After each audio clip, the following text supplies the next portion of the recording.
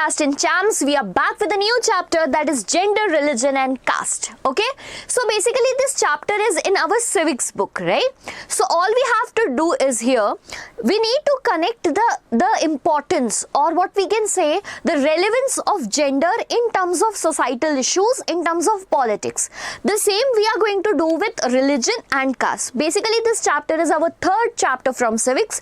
We have already uploaded power sharing and federalism. This one is the new one. I find that sometimes students find this chapter as difficult in terms of their presentation, right? Basically this chapter is very realistic, very general, that we usually see around us. But whenever it comes to write the answer, they find it difficult. By this video of mine, you will get the chapter thoroughly, because I have added everything in the perspective that you can write your answers, because I have given some important questions in the end. You just need to do one thing.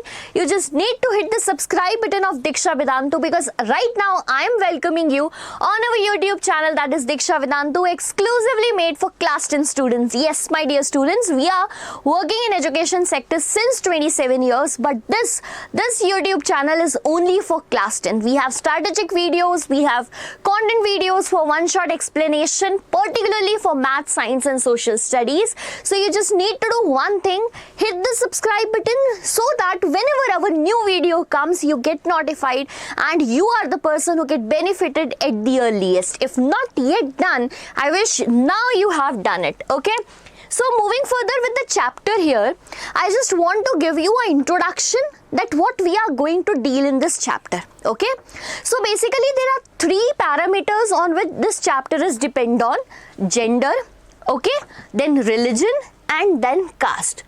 In this three perspective, we will be talking about their relation in politics. Okay, now talking about political sphere, we know that there is a ruling government party, there is an opposition party, right?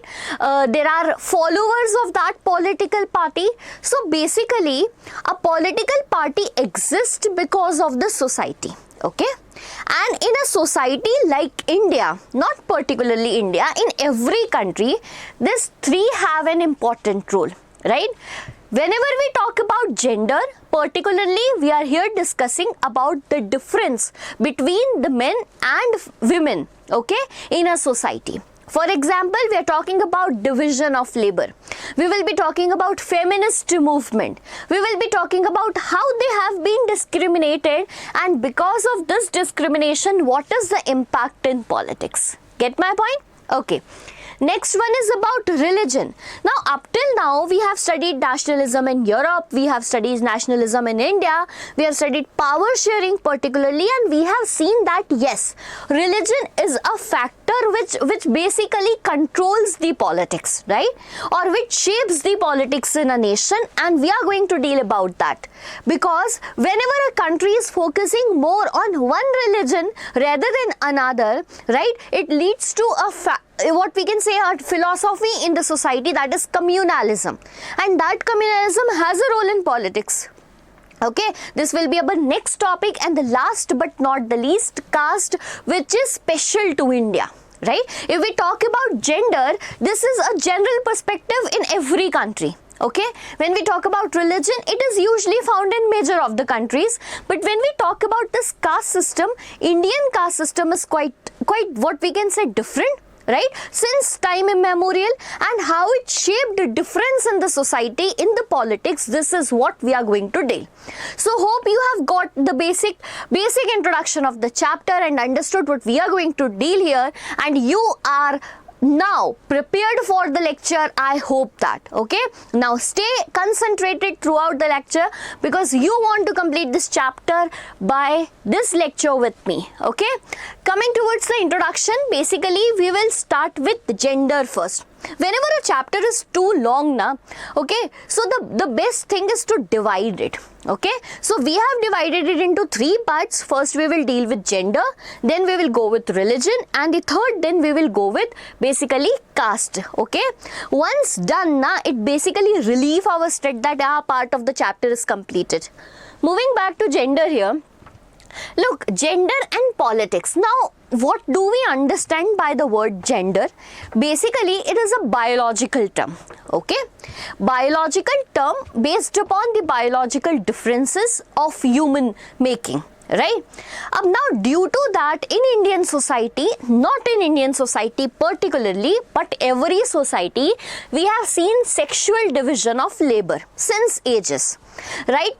In the countries, in our belief system, it is being accepted that, right, because of the differences in terms of gender, there are differences in work culture as well.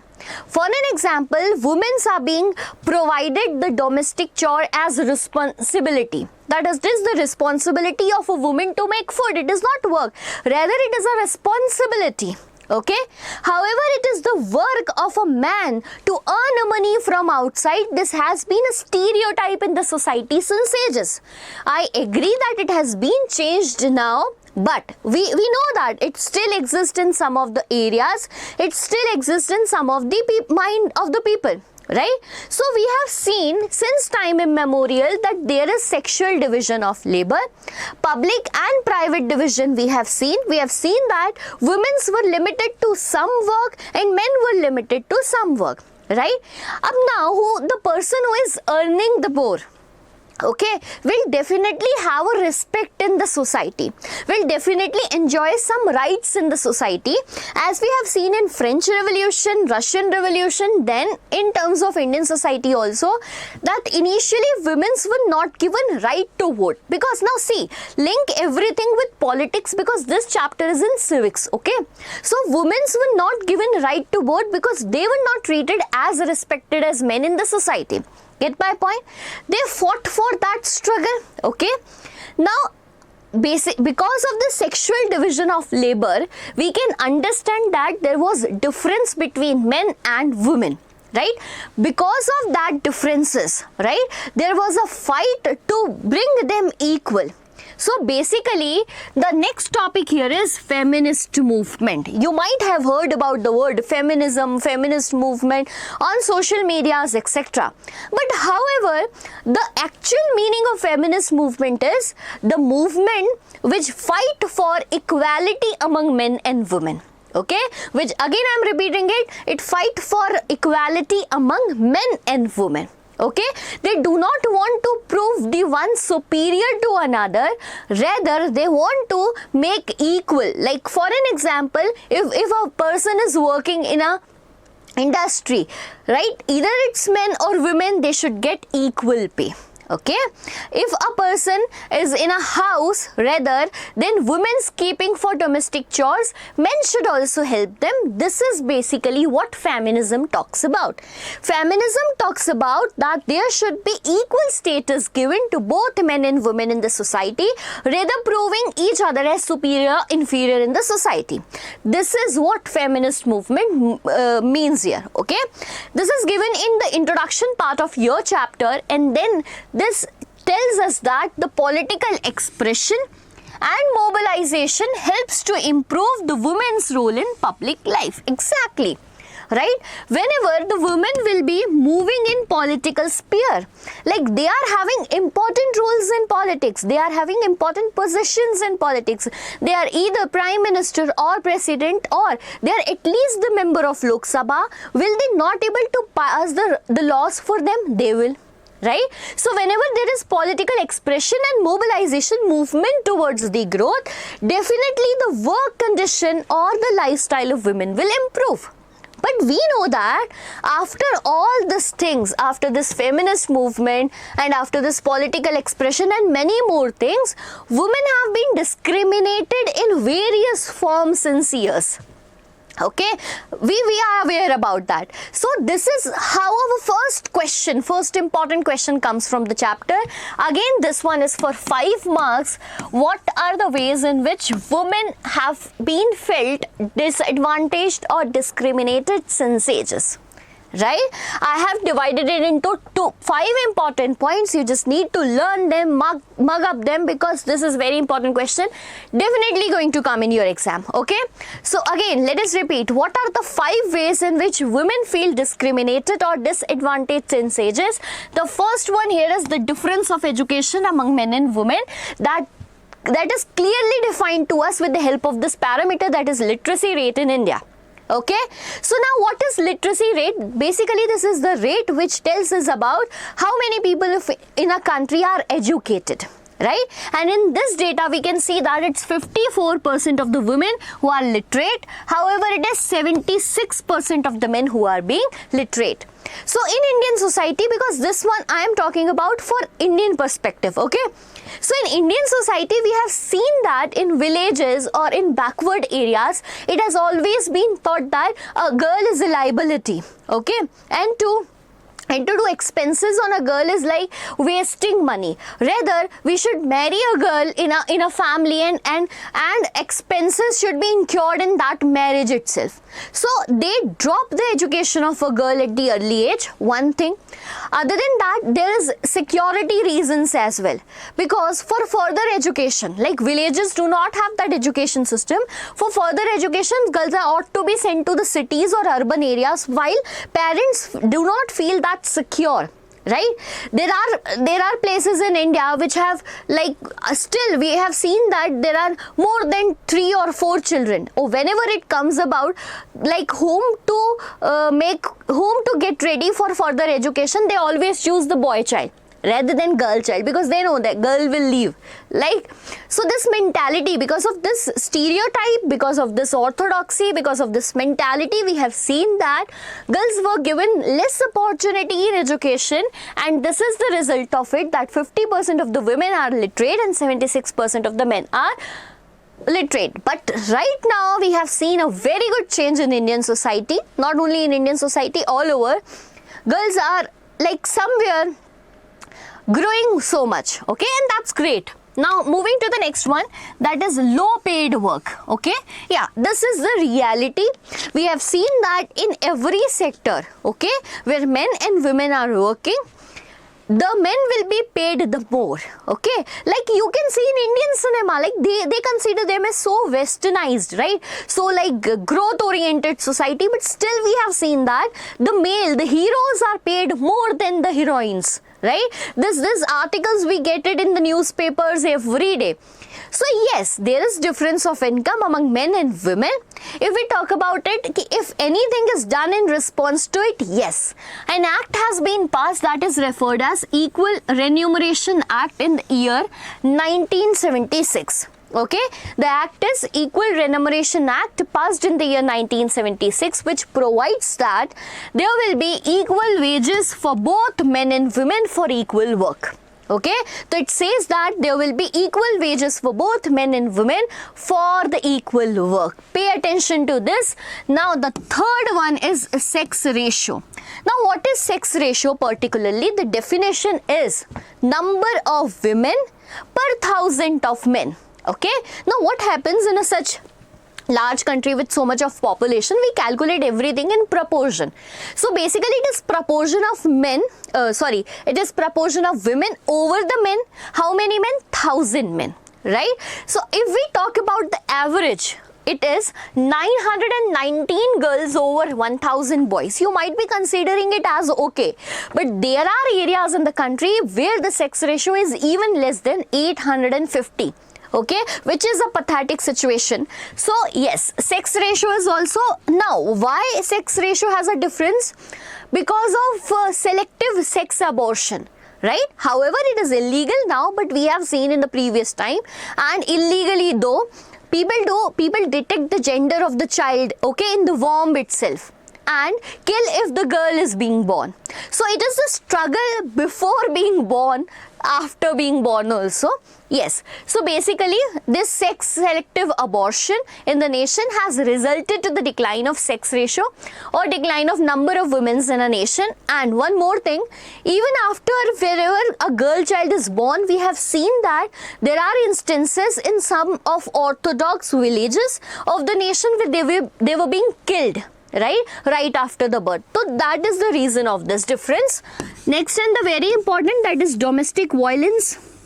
I don't know why, but I need to say that in society we are living, we might have got the chance to witness this domestic violence somewhere around us. right? Either with the people living around us, or the maids we have, or the people living in villages, or anywhere, right? So it is very harsh truth of our society that domestic violence is the part of it, right? There are reports of various kind of harassment, exploitation and violence against the women. So this is one way by which women are being discriminated. And the last but not the least, the lack of political representation of women. Right? If we look at our society right now, how many prime ministers were women? Okay, how many president were women? Okay, you can count it easily, na, 1 or 2, not more than that. So because we can see that still the percentage of women in legislative assemblies as well as Lok Sabha is very low. If you look at the last data, it is 14.36% as per 2019 elections, and in terms of assembly it was even less than 5%. If we take the average of all the assemblies in a nation, legislative assemblies, it is less than 5%. And yes, this is one way by which women being discriminated. Because if in a parliament the women's are equals to that of men, right, the laws will always be made keeping in mind the presentation of proportion of women as well. Right? Wherever a law is being presented, the women orientation will be more. Okay, if they have equal representation, because in a nation, I think that if the population is equal or somewhere equal, why not their proportion in politics is? Because somewhere women were being lagged in education, they were not being allowed to go out of their home, and this is the reason. Okay. Get the point? Again, a 5-marker question, take it lightly, do not take it personally. This is the ways in which women being disadvantaged, discriminated. Point number 1, literacy rate. Point number 2, low paid work. Point number 3, that is sex ratio. Then domestic violence, and last but not the least, less women political representation. Okay? Hope this map is visible to you. If not, you have it in your NCERT book. I just want to show you that there are still some states of India which have very less sex ratio, right? Like see, we will start with Kerala. It is 959. Good one. Tamil Nadu 946. Puducherry 965. Very good. Andhra Pradesh 943. Karnataka 943. Goa it's 920. So all these South Indian states are somewhere good, but when we move to North India, like Jammu Kashmir, it is merely 859. Punjab, it is 846. Pathetic about Haryana, it's 830. Okay, Rajasthan 883, Gujarat 886. Have a look of the map so that you can give examples somewhere needed in your answers. Because whenever you present with the help of example, it shows that you are so concentrated within your study, and examiners get happy after seeing the examples in their answers. Okay, so you can give this example. Now come at this graph here. Again, this one is given in your NCERT. Women in national parliaments in different regions of the world. Look at this. Right, let us see. If we talk about the Nordic countries are particularly Norway, Sweden, Finland, if you know, Scandinavian countries as well. So if we look at the proportion of women in Nordic countries, you can see it's 42.3, which is a good, very, very good figure. America, it is 29.5. Europe, it is 26.4. Sub-Saharan Africa, 23.7. Look at Africa, Sub-Sahara region, they are better than us, yeah. Asia, 19.8. Arab, it's 18.6. Pacific, it's 15.6. India, it is 11.8, very less than the average. And the average is 24% of women participation in politics in the world. And we lie somewhere at 11.8. Okay, now the question comes in our mind that if we know the ground reality that we are lacking somewhere, so what are the steps taken by the government to increase the participation of women in politics, or somewhere to increase their participation in the society? I'll talk about in general. Okay, so let us see first Panchayati Raj system. So we know that in the last chapter federalism we studied that by 1992. Okay, by 1992 an act was being passed through which decentralization was done. Okay, and through this decentralization, local government was made, particularly the Panchayati Raj system or municipality system, right? In that 1/3 seats are being, okay, in that 1/3 seats are reserved for women in local government bodies, and yes, it is being a success because of this. Somewhere 10 lakh women were seen participating in the politics, which was not seen prior to this, okay. However, we have seen some wrong practices in that also, like women were actively participating in elections, but their role ended after elections. Their men, their husbands or their brothers take over the position after winning the election. We have seen that too, but still somewhere they have uplifted the women by this particular act, where seats were 1/3 seats were reserved for women, okay. The next one here is in 2023, very important, it is also been updated in NCERT. So whenever we talk about NCERT, always read the updated one, the new one, because it have changes, okay. So in 2023, this Nari Shakti Vandan Adhiniyam is particularly act, okay. Basically, Women Reservation Act 2023 has been passed, which gives 33% reservation of seats for women in Lok Sabha and state legislative assemblies. Very important point here. Do you know that this bill for Women Reservation Act was passed presented a decade ago, right? Somewhere around 2010. This was first time presented in front of Lok Sabha and Rajya Sabha, and since then it was pending in Lok Sabha, in Parliament, okay. So it has recently been passed in the year 2023, okay, and it provides 33% reservation to women's both in Lok Sabha as well as in state legislative assembly, which itself is a good step. But now, is it implemented? So it will be implemented with the next upcoming elections, okay. So whatever the upcoming elections of Lok Sabha will be, it will be implemented. Why they are waiting up till now? Because of census, okay. We need to know the proportion of women and everything now. So we are waiting for census. Once census is done, as per my knowledge, census is going to be conducted or completed till 2027, so that they can use it in the next Lok Sabha elections going to be in 2029. Okay.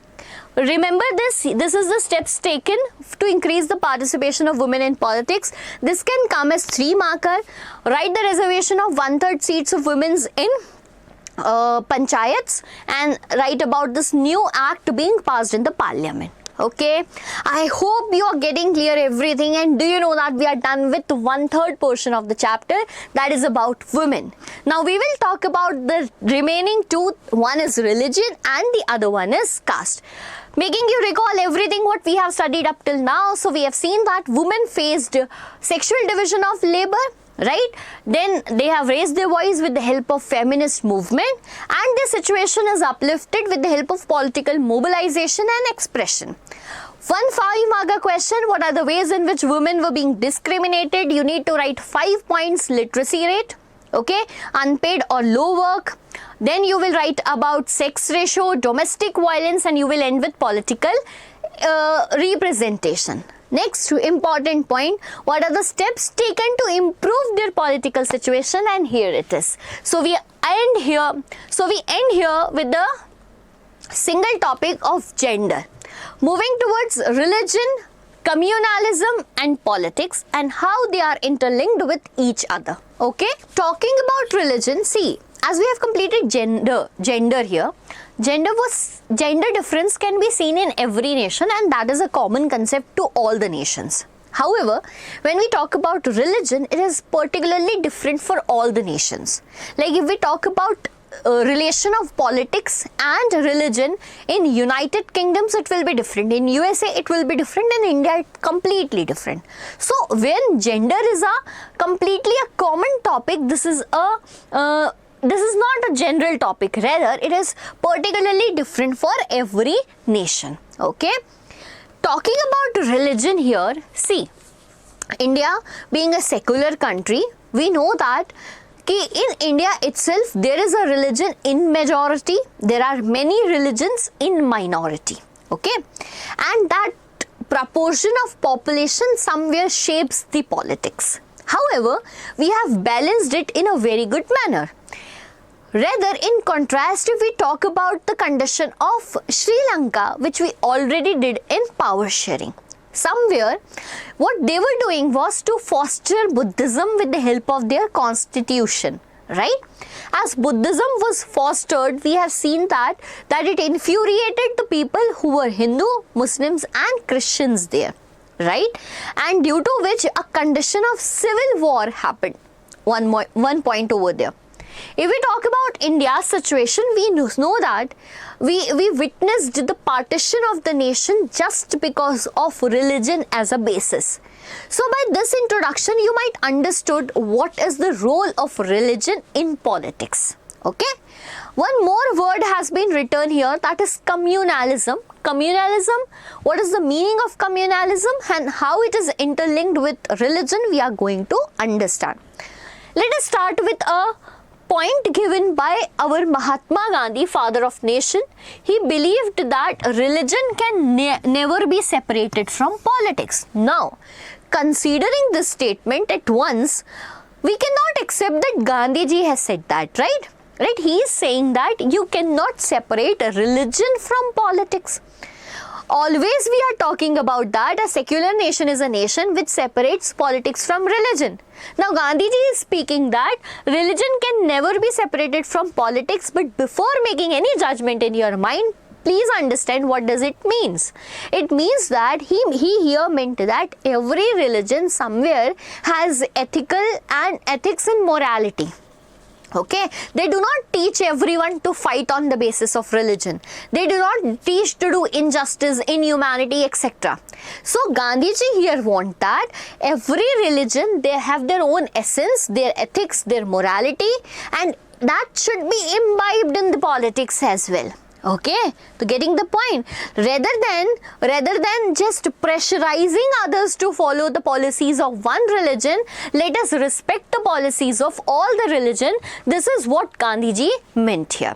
However, our politicians right now has taken this statements very seriously, right? Moving further, no issues. Human rights groups even in the country has demanded that government should take special state to prevent communal riots. Yes, very good. Now we see that whenever in a nation where more than one communities are living, there are chances they have communal riots. Human rights groups are working in respect to that. Third and the important one, women's movement have argued that, right? Women movement, like we can call it a feminist movement, has argued that the family laws of all the religion, not talking about one single religion, and this is true. The family laws of all the religion have discrimination against the women. Either it be Hindus, Muslims, Christians, etc., etc., whatever religion our country follow, or whatever religion the other countries follow, we have seen that there is sexual division of labor, considering this as a work of women and that as a work of men. So it is true that all the religions are somewhere discriminating against the women. Okay. Moving further, now what is communalism? See, whenever religion becomes the basis of a nation, pay attention here, whenever religion becomes the basis of the nation, see, in a society like India, we know that there are Hindu, Muslim, Christians, Buddhists, Jain and many religions living, right? Now, if consider a point that the majority within our country started implementing their religion to others, right? Started presenting themselves as superiors and other religion as inferior. This is what is known as communalism. Okay, communalism basically means that a community started promoting its own community and making others feel so inferior. Okay, so yes, in a communalism, religion is seen as the basis of the nation.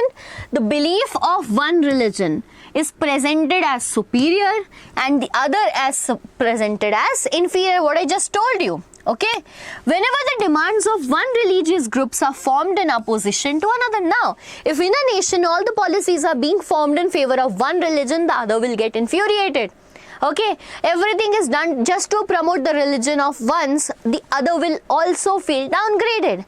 And this is the result. We will see the domination. There is quest for domination, right? Basically, what does communalism here means that when state power is used, state power, that means politics is used to establish domination of one religious group over the rest. There is quest that whenever a government is formed, it should be formed by the majority of the nation. Okay, that means, like, let us take the example of India. Hindus want that the government should have only the members of Hindus. All the laws will be made in the favor of Hindus, right? They will just promote to feel them superior. So in that particular situation, the condition is known as communalism.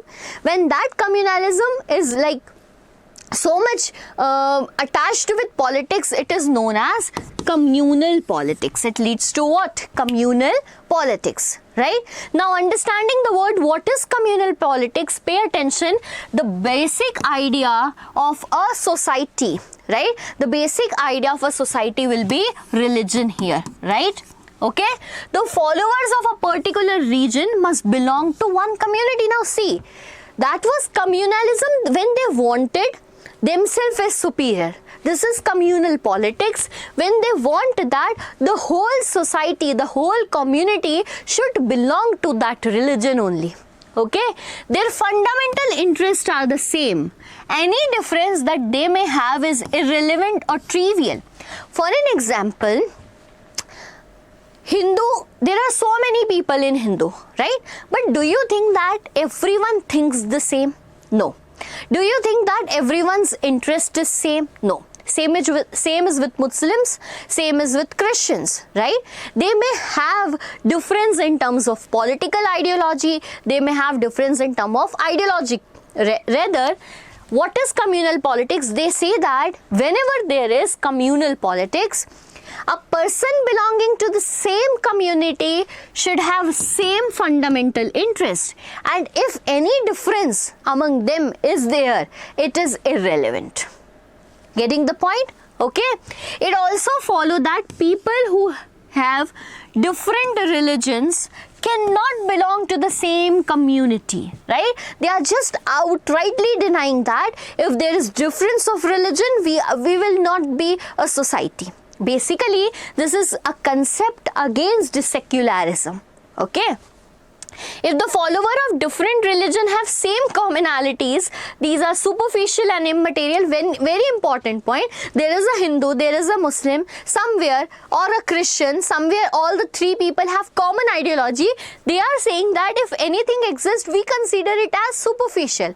So this is what communal politics is. Okay, now community is so much into politics that this community thinks that we are only the power and nothing else exists, right? In a society, only our community should be present, and this is what communal politics means here. Hope you're getting the point.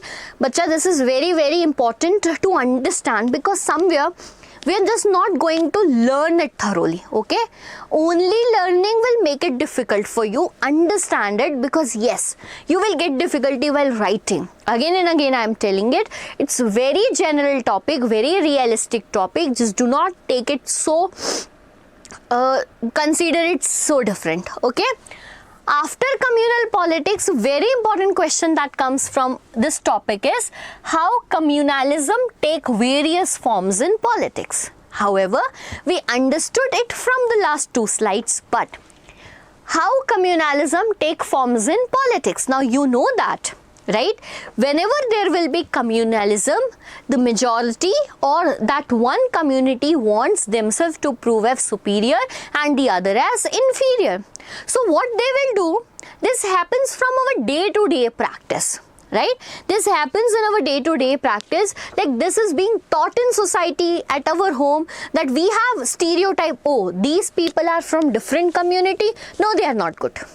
This is a stereotype built up in mind, and it will shape the politics in future, because if youngsters are being taught this at the home, at the society, they will keep it in mind. So the first topic here is communalism routinely involve religious prejudices, stereotypes. Like, do you know what is prejudices or stereotypes? A thinking that is being pre-developed in the mind. That's prejudice. A stereotype that you have an image of something, oh, this is bad. Like you have an image, boys don't cry. So this is a stereotype in your mind. Now, you are like, this is fixed in your mind that boys don't cry. Similarly, you have a stereotype, oh, this community is not good, we are not going to talk to them, right? Will it definitely shape the politics? Yes. Whenever in Lok Sabha, there is a community who have that stereotype, will they work for the other community? No. So, communalism routinely involves religious prejudice, stereotype of religious communities, and believe in the superiority of one religion. A communal mind often lead to the quest for political dominance. This is very obvious. They want that the dominance in politics should be theirs. Okay. Political mobilization on religious line is another frequent form of communalism. Yes, this also happens. This involves the use of sacred symbol. We have seen that several political parties using religious sentiments to gather the votes, right? So they use sacred symbols, religious leader, emotional appeal. For an example, if a person is from Maharashtra fighting election, they know that Chhatrapati Shivaji is being worshipped here. So what they will do before election, they will go to the temples, right? They will go to the statues of Chhatrapati Shivaji, right? Pay tribute to them, etc., etc., just to get emotional attention from the people. Getting my point? Just an example, don't take it otherwise. So this involves the use of sacred symbols, religious leader, emotional appeals, and plain fear in order to bring followers of one religion together in a political arena, basically to gain attention. And the last, sometimes communalism take its most ugly form of communal violence, what we have seen in partition of India, right? Riots and massacre, what we have seen before the partition of India. Some movies have also been released recently showing that the impact, okay? So yes, communalism, if it is in its extreme point, it takes ugly form, like partition of India, which resulted because of communal violence. Okay, so now again one more thing we are ending up here is religion. Okay, we know that nations which have multiple religions, they live together, but everyone want political domination, and that domination leads to communalism. Okay, how does it takes form in communal politics? This is the point here. Hope you have understood everything, my dear students. If not, just feel free to comment that, ma'am, this is not able to understood. Okay, I'll make you more videos, I'll make you understand however possible. But I want everyone to understand each and every depth of the chapter. Okay, so yeah, this is how communalism takes form as politics. One more concept comes from this here is secular state. So when you were in class 8, you studied one separate chapter for what is secularism. Okay, you studied a chapter for secularism. Do you remember? I want you to comment down the definition we studied in class 8, right? Let us check that it is remembered to you or not. However, I think most of students have just vanished from mine. Okay, no issues. Coming towards secularism or secular state here. Whenever we talk about the word state in civics, okay, whenever we talk about the word state in civics, it refers to nation. It refers to nation. So what is a secular state? Basically, India is a secular state, right? Pakistan is not a secular state. So what is the difference between the two? What makes India a secular state? Indian constitution, because we have mentioned there that India is a secular state because we do not follow any official religion, right? Is our country having an official religion that Hinduism will be followed by everyone? No. Islamism to be followed by everyone? No. Christianity? No. Rather, everyone has been given their right to choose whatever religion they want to follow. Or, if they do not want to follow any religion, that is also being provided. So, no official religion is given. Rather, the constitution provides all the individuals, all the communities freedom. Now see, this is very important because this is even a fundamental right. Okay, freedom to profess. Now what is profess? To teach. Professor, what is a professor doing? Teaching, na? So to profess guidelines of a religion, okay, to practice it and to propagate it. Yes, we see that there are certain possessions being in the society, possessions like Ganesh Utsav, Durga Utsav, etc. What is that? That is propagation of a religion particularly. And even if you don't want to follow any religion, that is also being provided in our constitution, right? Constitution also says that there will be no discrimination on the ground of religion. And this is unlike the countries like Pakistan, United Kingdoms, etc. Okay? Now what is secularism? That we studied in class 8, that secularism means that there will be a proper division, right? There will be a proper division between politics, okay, and religion. Or not politics particularly, sorry for that wrong word, rather it is nation or religion. There will be a separate division between the nation and the religion. Here nation, I mean to say, is about government, right? But when in India we say that there is a different approach, right? There is intervention in the religion by the government, not always but whenever needed. For an example, untouchability was the part of Hindu society, okay, and it has been a ill practice, we know that. What if the government have never intervened? It may have existed up till now. So, seeing that government has intervened in that and stopped that ill practice, prohibited that ill practice of untouchability. Like we have seen that recently, triple talaq case, right? It was being ended, that continuation of that particular tradition. Okay, so it has ended because now government, whenever felt that something wrong is being practiced, it can intervene. It can intervene, but in limited sphere, whenever found to be needed. Okay, so what makes India is a secular country? Again, a very important question from this chapter.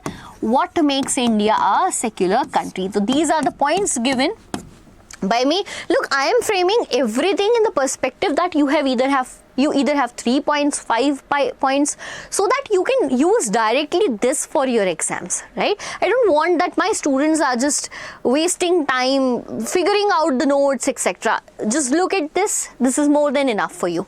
Okay, so this is what makes India a secular country. Now we are moving towards the last step of the chapter, that is caste. Okay, in contrast to religion and gender, what we have studied, caste is completely different topic here. Why?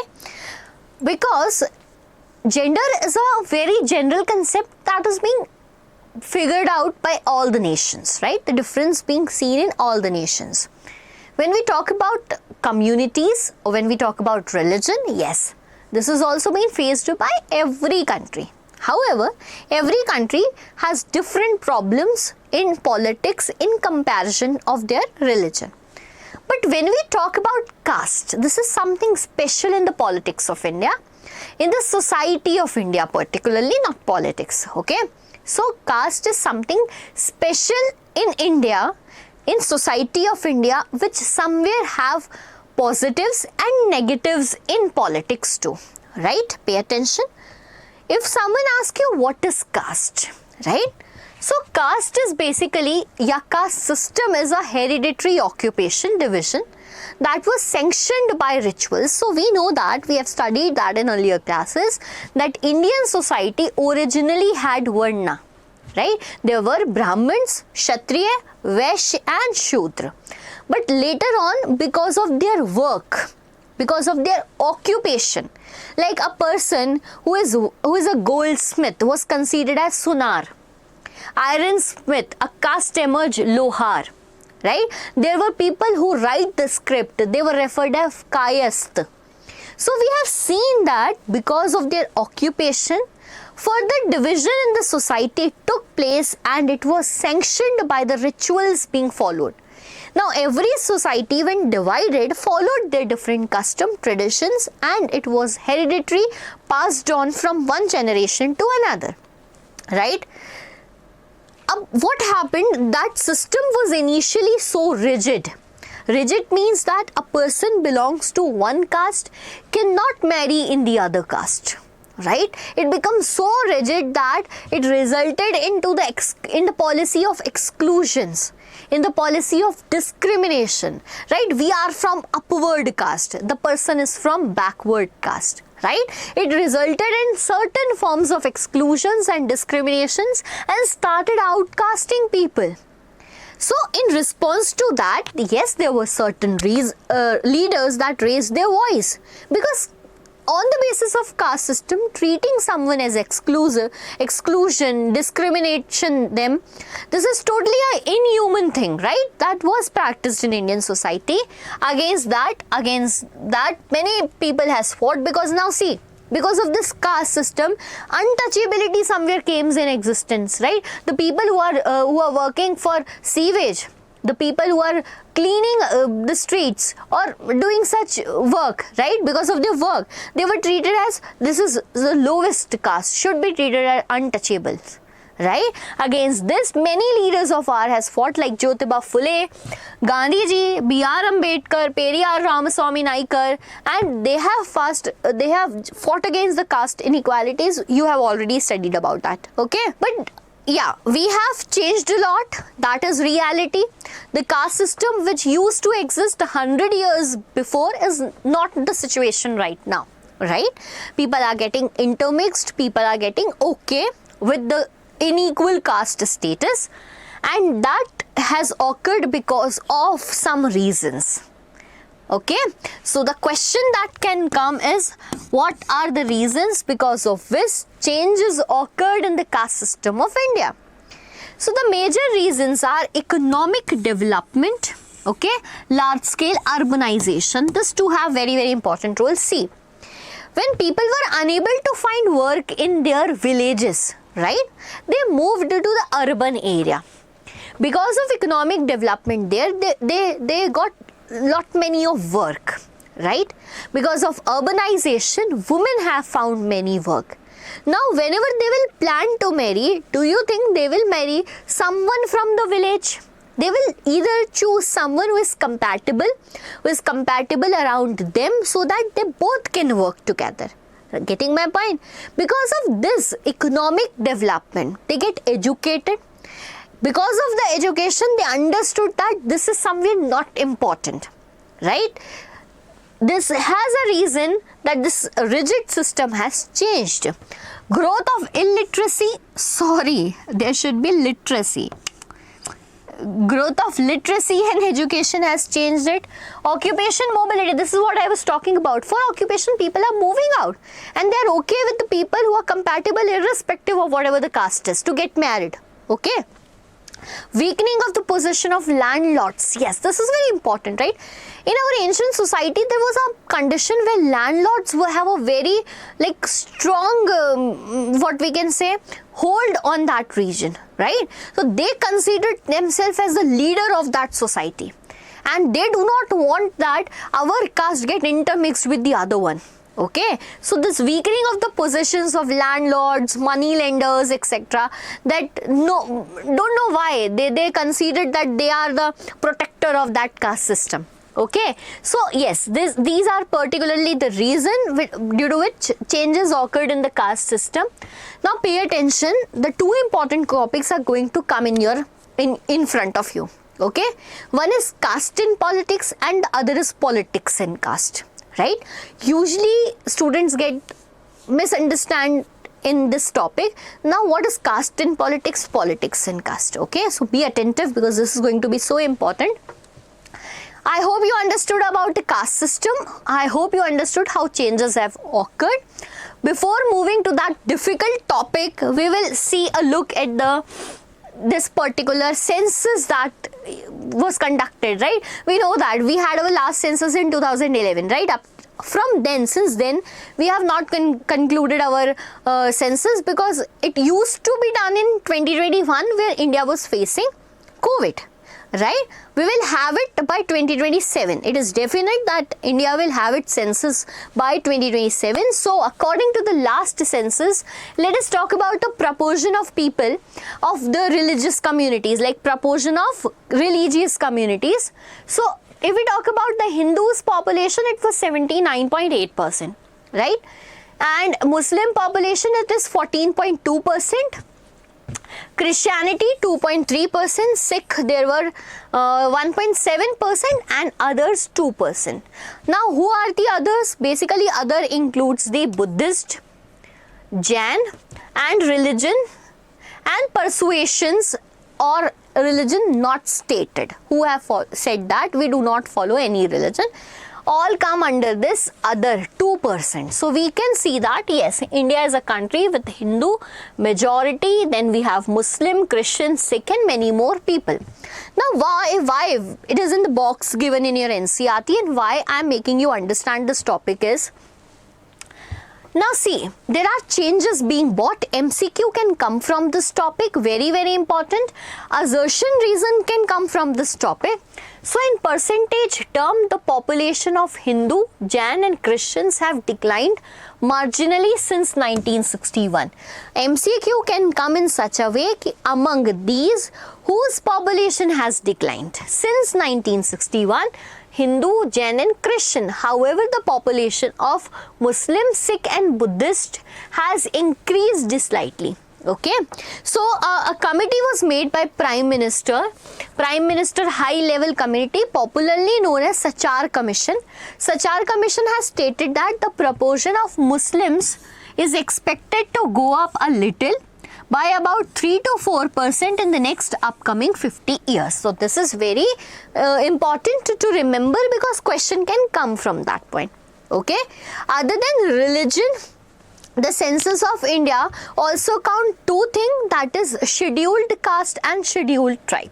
Okay, so if we see at the data, the scheduled caste people was 16.6% and scheduled tribe was 8.6% of the total population. Again a data I want you to remember. Okay, so now coming to the last and the important topics of this chapter, that is caste in politics and politics in caste. Now see, caste where in politics, very clear, just a English statement that we are seeing the role of caste in the politics of India. How caste influences the politics, okay? How caste bring changes in the politics, this is what being taught here. Coming to it, now see, whenever a political party, okay, whenever a political party is fighting election in Maharashtra, what they will think? They will think that, oh, let me choose the candidate Marathi from here. Getting my point? A person from Punjab region will always choose a candidate, oh, Punjabi, okay, let us choose that person because he is connected, he will have an influence, right? So, look, whenever parties choose the candidate in election, they keep in mind that in this region, which caste is in majority. Not community, I am talking about caste particularly. They will nominate the candidate from that caste to muster the support, to gather the support. First point, this is how caste is in politics. Okay, caste coming in politics, having a role in politics. Okay, moving further, the political parties and candidates in elections make appeal to caste sentiments to muster support. Exactly what I just recently told you. Like if you belong from a Punjab region, what you will do? You will do some work for Punjabis, right? You will go to Gurdwara, offer something, right? Similarly, if you are from a Maharashtra region, you go to Chhatrapati Shivaji statue and show everyone that we are paying so much gratitude to the leader. Okay, so this is how what they do whenever the candidate is standing, they will take the caste emotional sentiments to gather the elections. It has a role and everything is important in society, otherwise how they will win the elections, right? So the principle of universal adult franchise and the principle of one person, one vote compelled political leaders to get up this task of mobilizing, right? Because they know that everyone has one vote, right? And India, there is not a region existing, like for an example, in my town, this is my town, there are some around 1 lakh people. Do you think that all the 1 lakh will be from the same community or same caste? No. And everyone has universal adult franchise to get all the votes or majority of votes.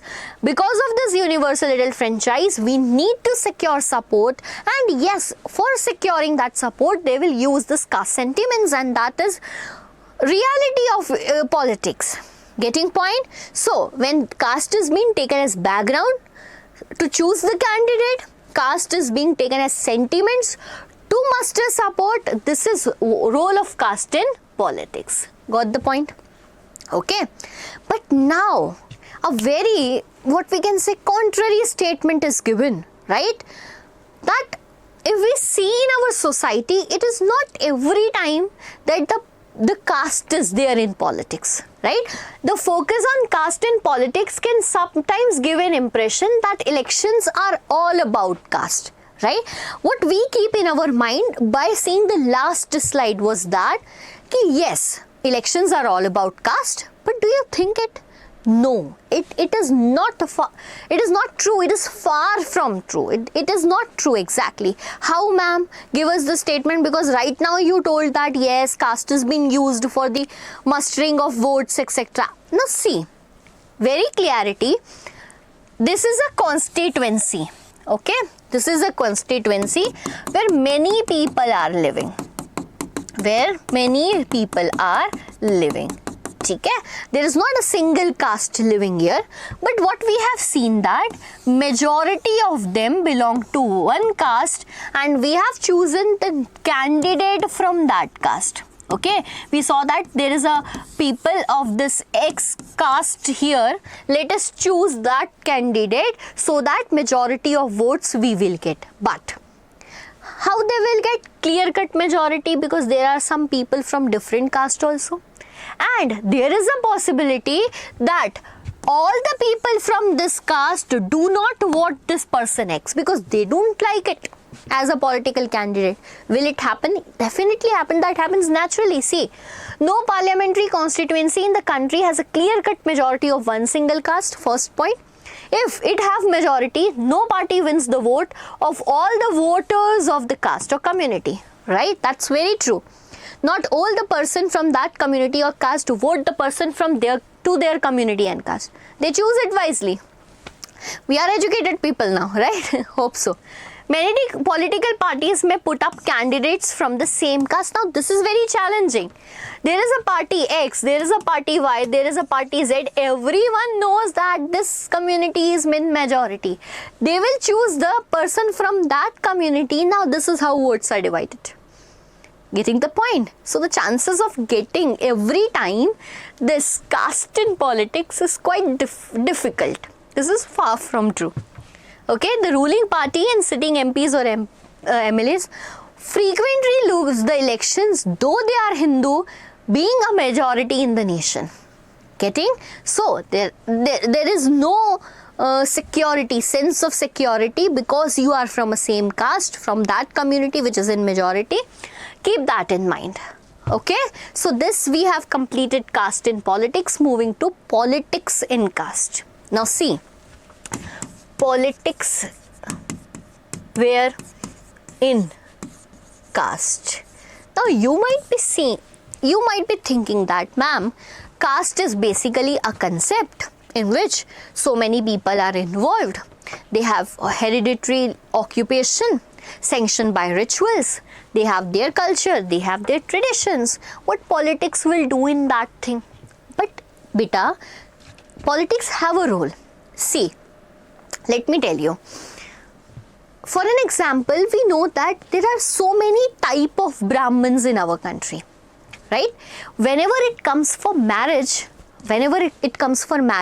people see that this Brahman, no, we want this Brahman because we are from that Brahman one, okay?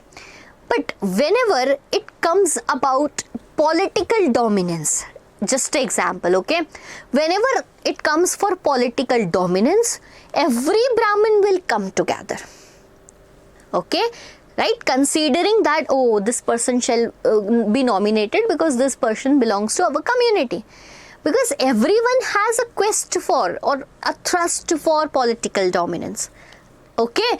See from this example, each caste group tries to become bigger by incorporating all the subcaste, caste, so that they should not be excluded in politics. Nobody wants to be excluded because this is the best way we can fulfill our interests, right? We can get the rights from in the country.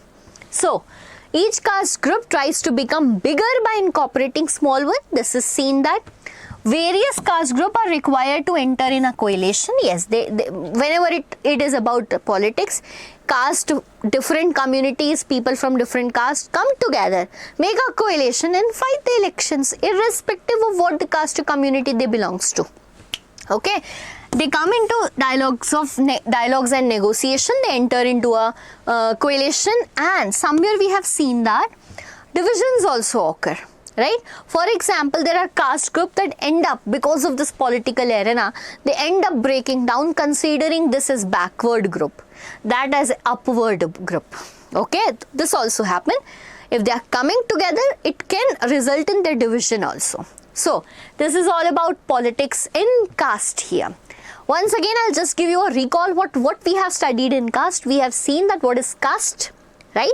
How it has been followed in Indian society since ages, but still changes occurred, right? First we have seen caste in politics, then we have seen no, politics is not always about caste, okay? Then we have seen what is politics in caste. I hope, my dear students, that you got everything throughout this lecture, because I want everything to be understood to you, right? If not, again, you're welcome in the comment section, so that you can get everything done here. And the last and what we can say, my favorite thing of the lecture, that is question bank.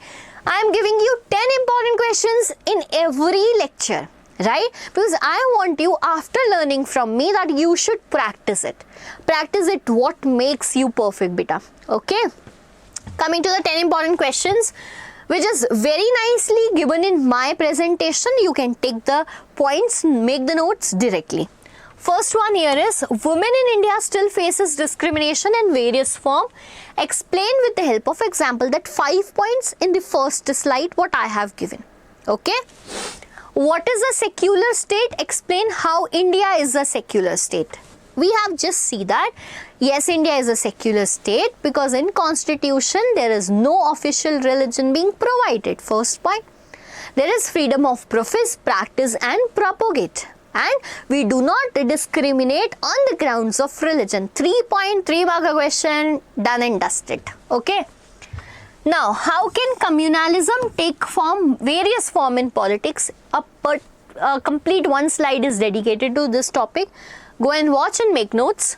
Explain reasons for declining of caste system in India. Very important. Various forms of caste in politics, just studied.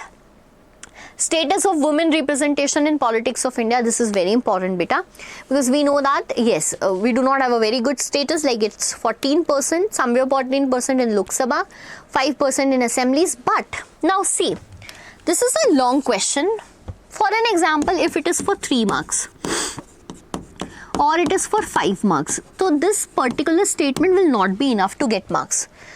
And we know that the status also can be seen with the reservation, 1/3 reservation provided in panchayats, 33% reservation provided in Lok Sabha and Rajya Sabha, and Legislative Assembly with the help of Women Reservation Act passed in the year 2023. Getting? So at that points also, how does caste get politicized? Explain 3 points. Caste get politicized, politics and caste basically. The focus on caste in politics can sometimes give the impression that elections are all about caste and nothing else. Explain with example. That is basically the contrary statements of caste in politics, okay? Caste can never be separated from politics. Who said the statement? Comment down right now and justify in your answer sheet, okay? Because we have discussed it. Gender division is not based on biology but on social expectations and stereotypes. Support the statement. Here you need to write how women have different labor work because of the stereotypes existed in the society. Basically, we need to talk about sexual division of labor, and then you can give a point about feminist movement also, okay? So these are the 10 most important questions from this topic. Please beta, promise me that you're going to practice it, because if you're doing it now, then only it is working, okay? So I'll tell you how to do that. First, here complete a video of mine. Go to NCERT to like furnish the chapter, like polish it very nicely. Go to NCERT, read it thoroughly. Close everything now. Now lecture is being closed, NCERT is being closed. Practice these questions, okay? You're definitely gonna thank me later after practicing all the questions I have provided in the lecture series. Okay, so this is all about for today. We'll be back with another chapter on the same YouTube channel, that is Diksha Vitantu, and I know you have not subscribed it yet. So if not done, subscribe it to get the benefits of all the lectures we are going to upload in future. Okay, thank you for being the part. Thanks.